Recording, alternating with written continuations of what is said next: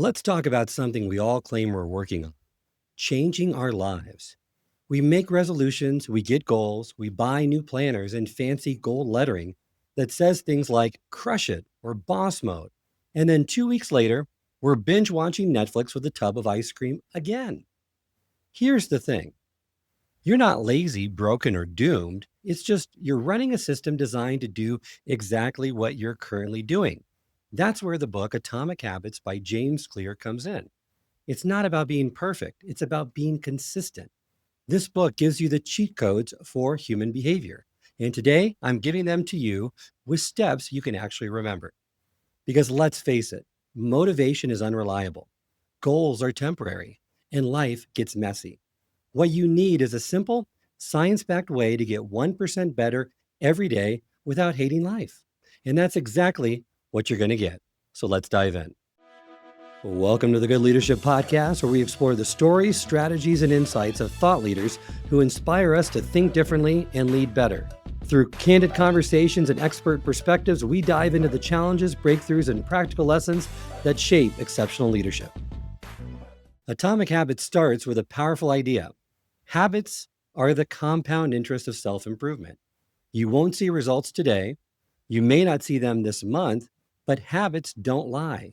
They build in the background, often going unnoticed, like compounding savings. So let's illustrate this. If you get 1% better every day, you're going to be how much better by the end of the year? 37 times better. But if you get 1% worse, not so good. You can do the math, trust me. It's not pretty. It's also like, think of the analogy melting an ice cube. You heat it up from 25 to 31 degrees, nothing happens. And then bam, 32 degrees, it melts. People only notice once the ice cube is gone. Meanwhile, you were grinding at 28 degrees for months, if not years. Same with learning guitar, losing weight, writing a novel. At first, you feel stuck, but progress is compounding in the background. Results always lag behind effort. So keep stacking those tiny wins, and one day, people will call you an overnight success, not realizing it took you 10 years of consistent effort to be that. So the big takeaway here: your habits are working before anyone, including you, can see them. Trust the process. Now let's talk about the difference between goals and systems. Look, everyone wants six-pack abs. The problem isn't the goal. The problem is the lack of a proven system to get there. James Clear makes the bold claim: you don't rise to the level of your goals, you fall to the level of your systems. Goals are great for direction, but systems, they're your vehicle that you want to live in. Think of it like this: a writer doesn't get a book deal because they had a goal of writing a book. They get the deal because they showed up and wrote 500 words a day for weeks, months, or years on end. Or how about a runner? They don't cross a marathon's finish line because they wanted to.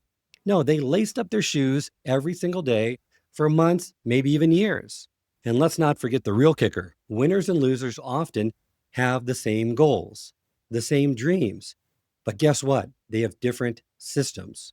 Goals are usually binary. You hit them or you don't. But systems allow you to keep showing up. And a good system makes success inevitable because you're not depending on willpower. You're depending on the structure of the system in place. So if you want to win, don't obsess about the outcome. Fall in love with the boring, unsexy, repetitive processes that constitute your system, because that's where the real transformation hides. Now, I want to discuss the mic drop moment of the book. True behavior change is identity change, according to James Clear. Let's marinate on that. Most people say, I want to lose weight. What they should be saying is, I'm the type of person who doesn't miss workouts. Every action you take, remember, is a vote for the kind of person you want to become. You tidy your room, that's a vote for being organized.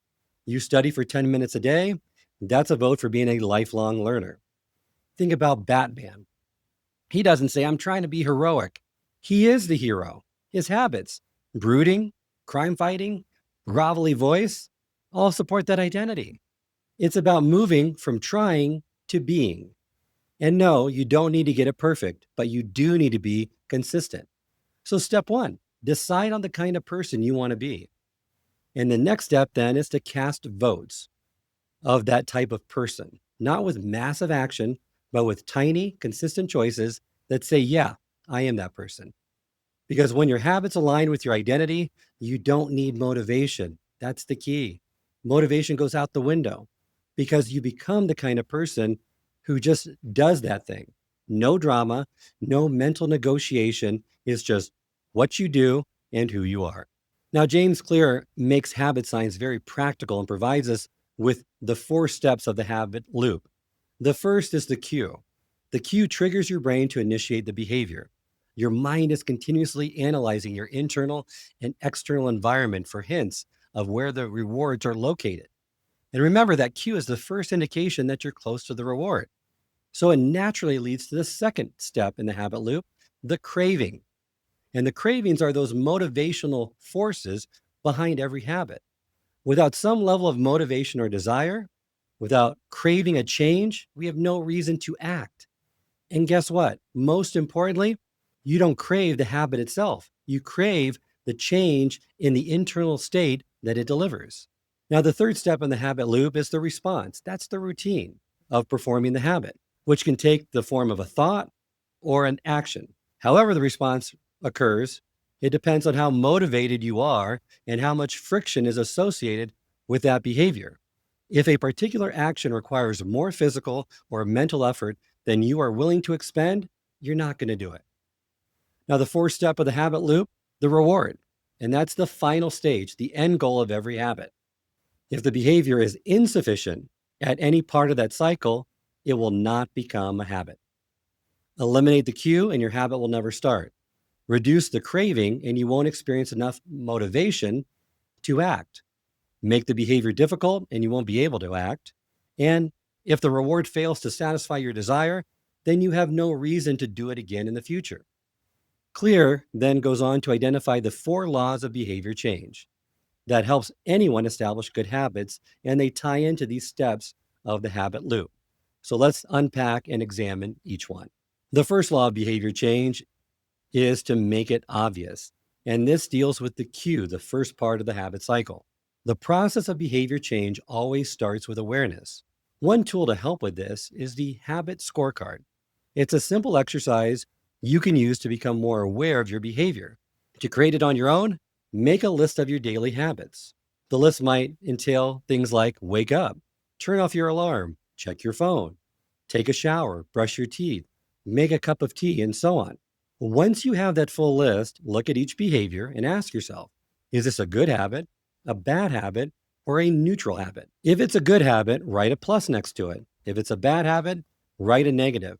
And if it's a neutral habit, write an equal sign. Another tool to help with this step is what Clear calls implementation intentions.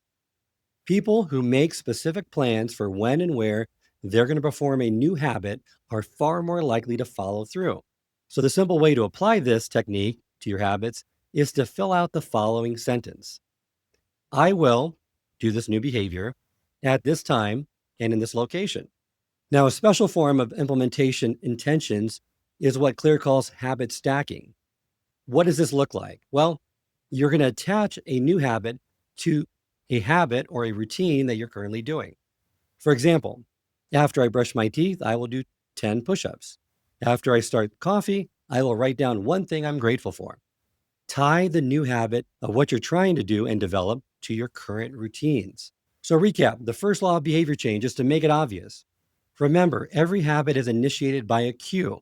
We are more likely to notice cues that stand out. And make sure to make the cues of good habits obvious in your environment. And you will find that gradually your habits become associated not with a single trigger, but with an entire context surrounding that behavior. At that point, the context becomes the cue. The second law of behavior change focuses on the craving part of the habit loop. And in this law, it states you want to make the habit attractive. The more attractive an opportunity is, the more likely it is going to become habit forming. Remember, when it comes to habits, the key takeaway is this. Dopamine is released not only when you experience pleasure, but when you anticipate it. Whenever you predict that an opportunity will be rewarding, your levels of dopamine spike in anticipation.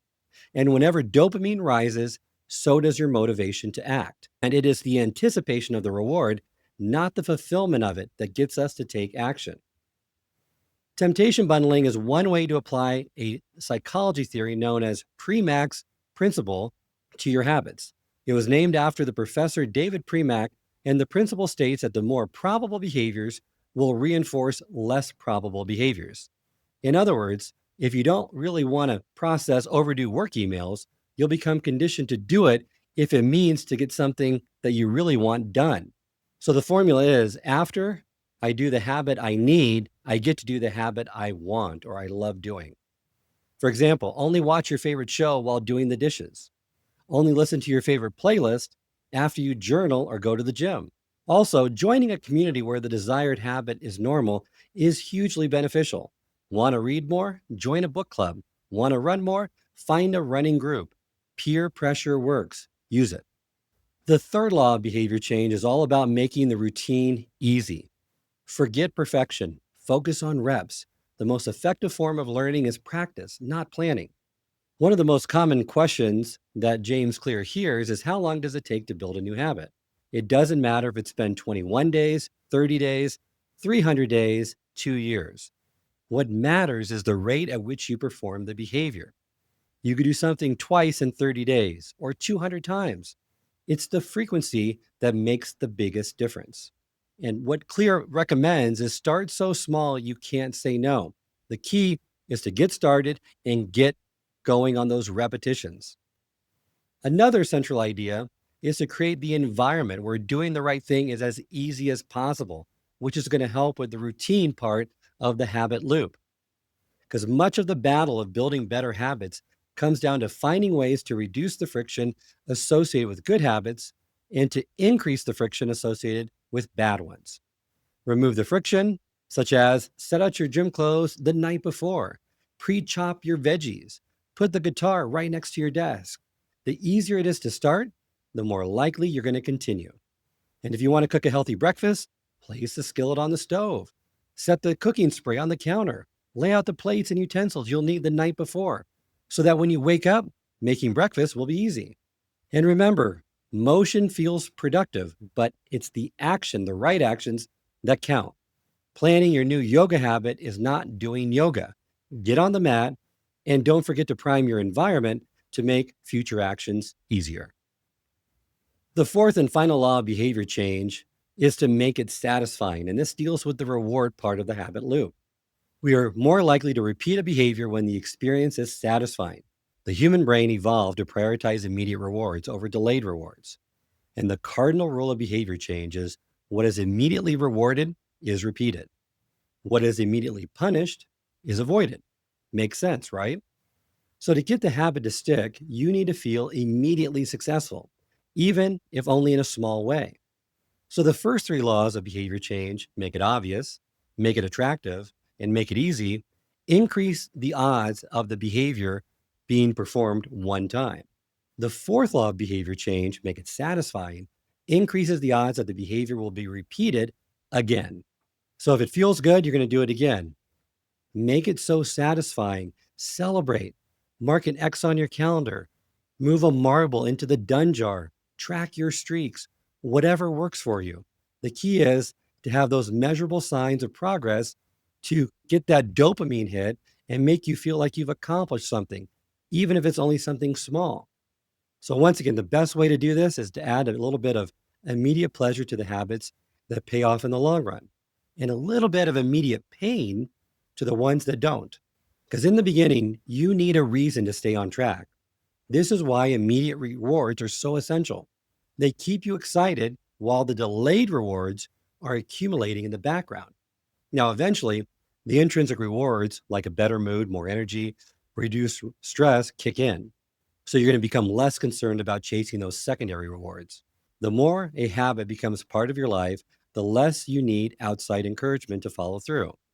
Incentives can start a habit, but remember, identity sustains the habit. And if you miss a day, just remember, don't miss twice. Missing once is life. Missing twice is a new habit. And that's how the couch can reclaim you. Before we end, I want to say something about how to break bad habits. And James Clear says to take the 4 laws we just covered and invert them. In other words, do the opposite. So the inversion of the first law, make it invisible. Reduce the exposure to the habit. Remove the cues of your bad habits from your environment. The inversion of the second law, make it unattractive. Reframe your mindset by highlighting the benefits of avoiding that bad habit.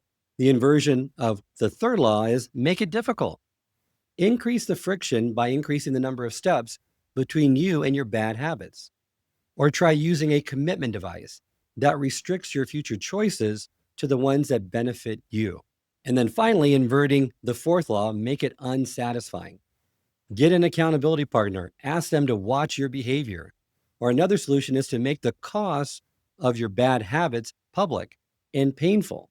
So you don't need to overhaul your life. You do need to cast one tiny vote every day for the person you want to become. Want to be healthy? Eat 1 apple. Want to be a reader? Read 1 page. Want to be focused?